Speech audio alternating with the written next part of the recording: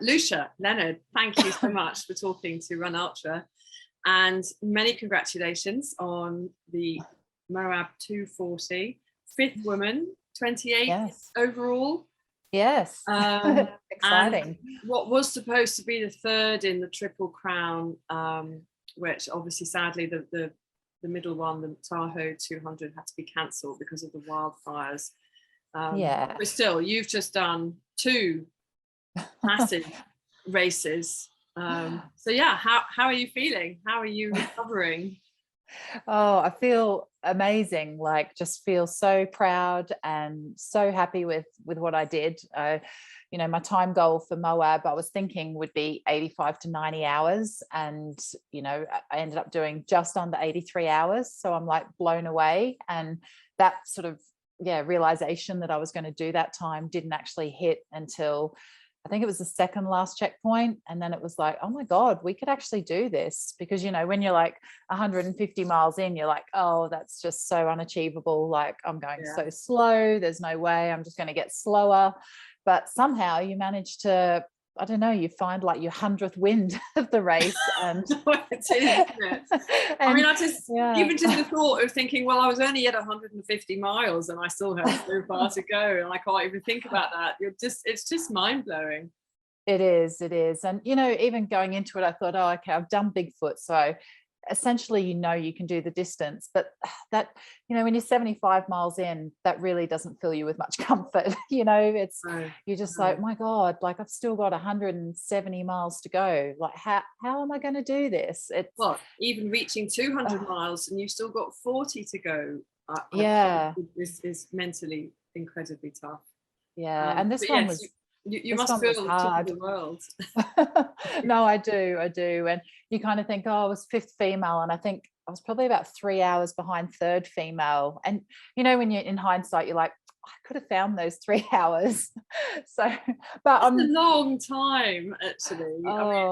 I know, but when I look back and you're dragging your feet at certain points, or you're sort of resting a bit longer than maybe you should have. But maybe if I'd pushed harder, I would have blown up as well. So it's really hard to say, but I guess it's kind of ignited maybe a bit of a competitive spirit in me, because normally I go into these things just wanting to complete, whereas now I'm thinking, actually, if I get into Tahoe for next year, I want to go there and compete. I'm super pumped. I'm like, bring it on. Let's go do something. Once my feet heal, I'm feeling a little sore and sorry for myself, because my feet. So yes, any bits fall off? Oh, I've lost my little toenail already. That was pretty gruesome, actually. My feet, I didn't really get blisters. I mean, I got a couple of little ones, but nothing to write home about. But it was more just the pounding. It feels like someone's been at my feet with a hammer for like 4 days. And my little toes, they actually went like really gross, and they went kind of black, and then they kind of mushroomed, and then the nail just popped off.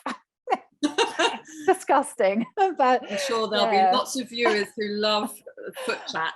Oh, because I tell you, the last 100 miles, or even probably 150, it was like running on razor blades. My feet, because it's quite a lot of hard rock here in Moab. So, and a lot of the course just had like a series of sections where it was just little rocks, big rocks, and you couldn't get your feet flat at any time. And, you'd hit a section of sand for like 3 steps and you were like, oh, this is like heaven.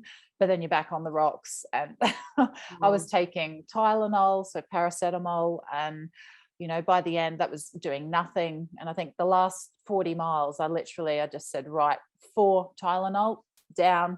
And it was like literally metaphorically putting the stick between the teeth and just grimacing through the pain, because, it was just so painful.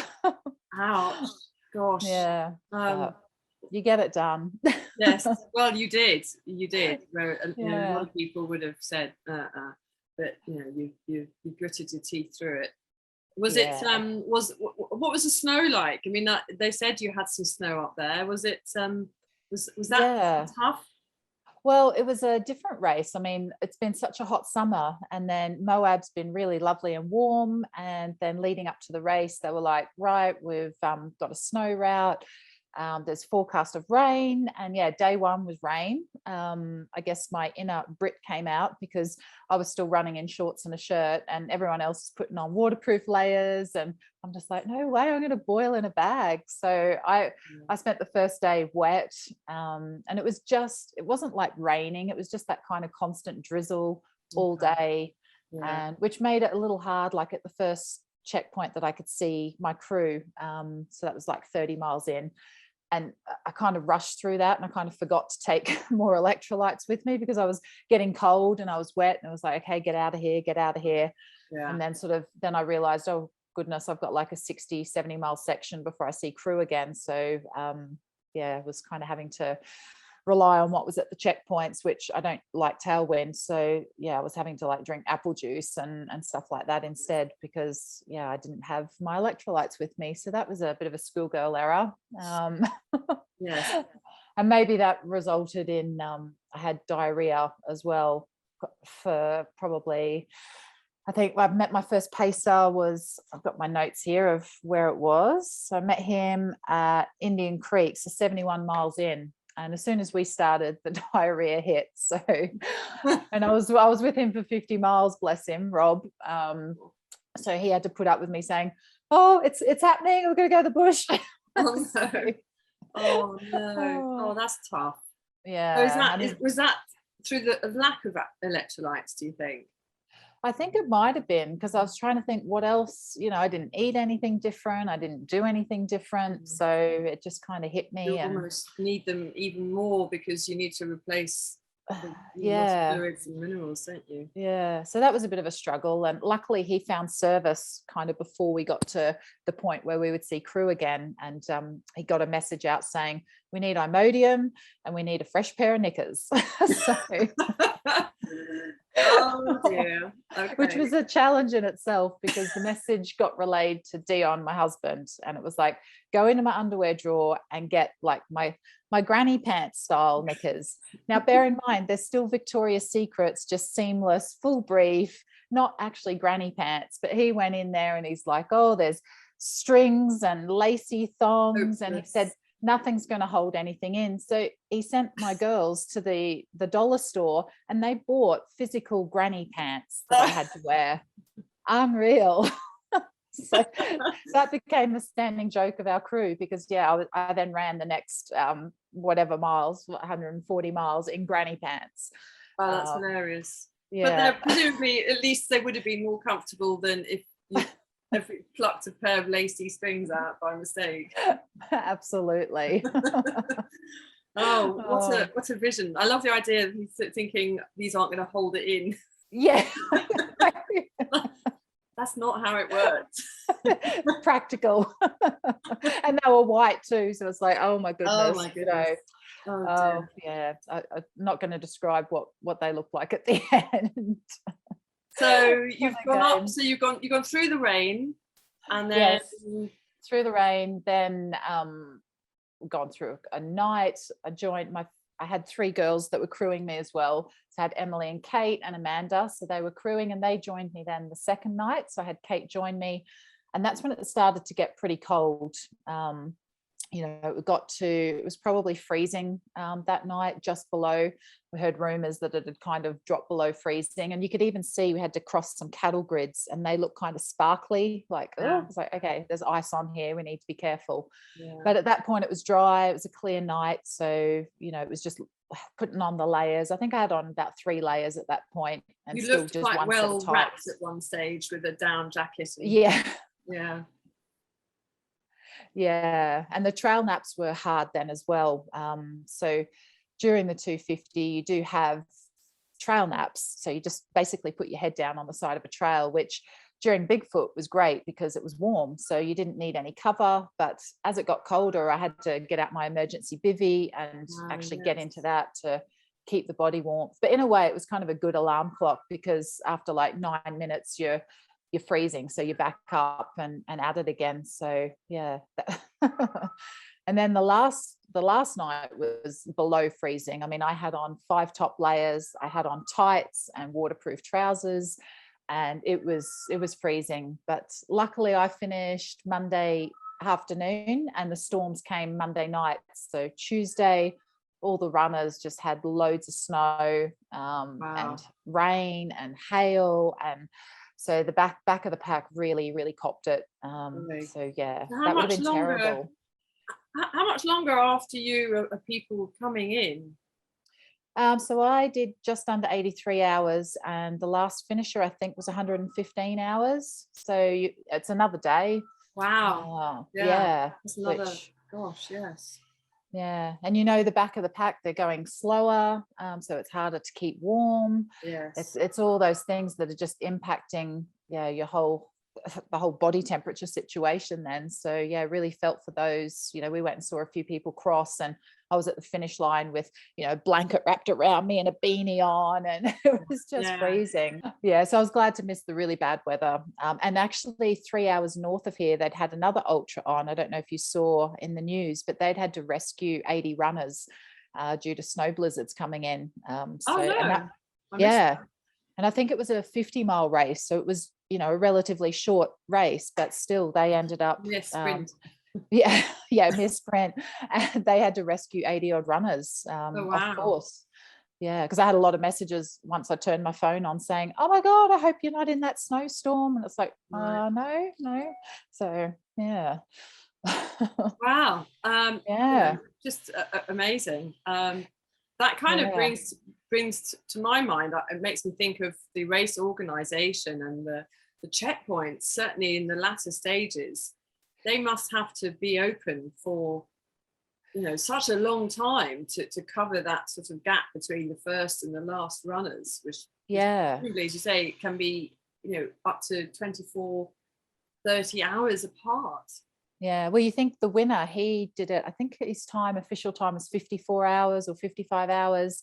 I'm coming in a day later, and people are coming in a day after me. So yeah, those checkpoints, I mean, the volunteers out there, they are phenomenal. They're putting up with us coming in like zombies. I'm trying to be friendly, but I know sometimes you're probably just grunting, like, they're like, "What can I get you? Do you want a burger? Do you want this?" And you're like, "Oh, I don't know what I want."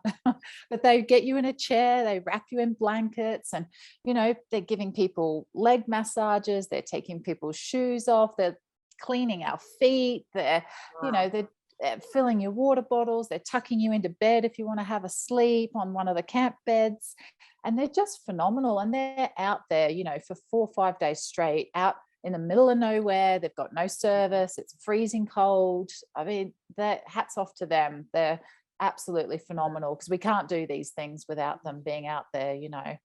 It's amazing. Yeah, it is. And so you crossed the line with Gobi. Yeah, it was lovely. Gobi, the girls team. Yeah, absolutely. That was great to have her finish with me as well. And yeah, it was a bit of a trick to get the last sprint on as well. From the last checkpoint, you come down and you do 16 or 18 miles, and the last 3 miles are on the road. So as you hit the road, I had Dion there with Emily and Kate, and they'd concocted this story to tell us that there were 2 girls chasing us, and they were literally minutes behind us. Now, I ended up finishing 2.5 hours ahead of them, so they weren't minutes behind us. But what it did do is spark a fire, and we ran the last 3 miles in. And actually, as we were coming into the finish line, like it's the RV park, and he'd sent another message to say, sub 83 is on the cards, but you've got 4 minutes to cross the line. So like, oh my God. So it's it was literally a sprint to the finish, because at that point you don't want to do 83:01. No. you want to be just under. I don't know why it matters so much, but it does at the time. So yes. So but you said how important your girls and your team in overall mattered to you, and that it was a team effort, not just yourself. It was. Obviously, it was just you, but it must have been nice to have that team and that crew. It was, and it was a lot of fun. And I know even hearing from the other volunteers, kind of news had spread about how great my crew were. So, people were excited to see them at the checkpoints, because they were just a lot of fun. And, you know, they sacrificed a lot too. I found out sort of 80 miles into the race that Emily and Kate had to get an Uber from Salt Lake City to Moab, which is 240 miles. So they'd spent $240 on an Uber because their flight was delayed. So they'd missed their only connection to Moab that day because there's only one flight out. So they had to get an Uber to Moab. And I was like, oh my goodness, I really hope they can claim it on their insurance. But it's like the dedication and the sacrifice that people were making to be there with me, you know, that was just phenomenal. And yeah, being able to cross the line with them. It was a shame Rob couldn't be there. He could only be there till Sunday, so he had to go back to work. But yeah, it was a really good mix. And you know, it was nice to have fresh blood with you out there to talk and just to keep you motivated. And yeah, it really makes a big difference. And I think because I had them with me, I didn't have hallucinations this time. Whereas remember from Bigfoot, I had loads of hallucinations for like 2 days straight. And this time, Michael Jackson, didn't you? Yeah, I did. Michael Jackson and animals and carriages and everything. Whereas, yeah, this time I had like 2 moments where I was like, oh, is that a carving in a rock, like of a church coming out of the rock face? And my friend was like, there's nothing up there. Okay, that's not real then. Might be time for a nap. Some more food. Yeah. And speaking of naps, there was one point I was probably about 100 miles in, and I was adamant I was getting a 2-hour nap. I came in the checkpoint. I said to Dion, right, it's 2 hours. He's like, no, just take an hour. I'm like, no, it's 2 hours. And he told my girls to get me in the back of the car and then tell me what I wanted to hear. Tell me I was getting 2 hours. They gave me 45 minutes. Because at that point, I'm not looking at the clock, you know, it's like, you wake me up, you've told me it's 2 hours, fine, that's 2 hours, let's go. Good idea. It is a good idea. Don't know if I'll fall for it next time, but it worked this time. So yeah, that was pretty funny to sort of hear afterwards the lies that were being told to me along the way. What they'll say to keep you going. Oh yeah, tell me about it. That's crazy. So I mean, what on earth, what can you plan next after, I mean, such an epic adventure that you've had? What would you like to do next? What would push you? What next could possibly push you? Yeah, well, I'd actually like to do a 10K later this year. It's just wouldn't it be nice to do something where you're home before lunch and get back a bit of speed? I think, it kind of makes you quite slow doing these long ultras. So I'd like to focus a bit on speed. But then I've applied for Tahoe for next year, which is going to be in June. So they'll get drawn in a couple of weeks. Right. And I'm going to apply for Tour de Gents. That one scares me. And it's been in the back of my head for probably 10 years. And now that I've done these, I'm like, okay, I think I can now look to attempt that. Obviously, there's so much more climbing. The weather is so much more volatile being in the Italian Alps. And but I'm going to apply with the hope that I don't get in until 2023. But you know what'll happen. You'll apply and you'll get in. But definitely looking for some new adventures. Dion and I are going to do a pairs race next year. So we're doing the Transalpine race in Trans Rockies in the Colorado area. Oh, so that's fun. Yeah, it's a week-long race, and you do that as a pair. So we've never run as a pair. We've run races together, but never had to stick together. So that could be interesting. He's a lot quicker than me, so yeah. That's that 10K. Yeah, hence I need to work on speed. But that should be a fun challenge as well. And yeah, just looking forward to seeing what the next year brings. But yeah, I do feel super empowered, and yeah, I'm hoping to be able to get some coaching clients for the 200. So I've just been chatting to one girl. I've been coaching one girl already for a 200, and now with the experience under my belt, there's not many women coaches out there for 200 milers. So, and I know it's a big thing, but you know, hopefully we can get some more women into it, because they brought us all together at the start line at Moab, and I need to double check the numbers, but it looked like there was only about 25 of us, and you know, there was 200 odd runners. So that's that's a small percentage. So yeah, it is. yeah, Yeah. Well, yeah, that would be something amazing to do, wouldn't it? That's yeah. something Get more women great. into it. And you did, Yeah. and because you were running for the Pink Ribbon Foundation as well, weren't you? Yeah, so raising money for breast cancer. So that's still open at the moment. I'll close that in a week or two. And yeah, it's always good to give something back as well. You know, every little bit counts. So if we all do a little bit, and it's raising awareness as well. So that's the other main thing. I liked your Instagram post on raising awareness as well. So oh yeah, checking your boobs. Absolutely. Yeah. Like I said, I'd had my own little scare a couple of months ago where, you know, something's changed. But being in a strange country too, it's hard to know who you're supposed to go see, how you organize all of that. But yeah, I finally pulled my finger out and say, okay, you need to go get this checked out. And luckily it's nothing. So that's good. But yeah, it's a lesson to make sure you are checking, and yeah, you are getting to the doctor, and it's peace of mind, isn't it? It is. Yeah, absolutely. So yeah. Well, thank you. It's been thank you for letting us follow you on your amazing journey. There's been thanks for following along. And no, it's been really great to watch you and to achieve, you know, just some fantastic distances which are just mind-boggling. Yeah, well, I hope it inspires other people to, you know, even if it's stepping up from a 5K to a 10K, it's all relative. So just hope that, yeah, by me achieving big goals, that it encourages someone else to step out of their comfort zone. Because yeah, once you step out of that comfort zone, the world just opens up, and yeah, it's full of endless possibilities. So get out there and give it a try. Yeah. Well, thank you very much, Lucia. Thank you.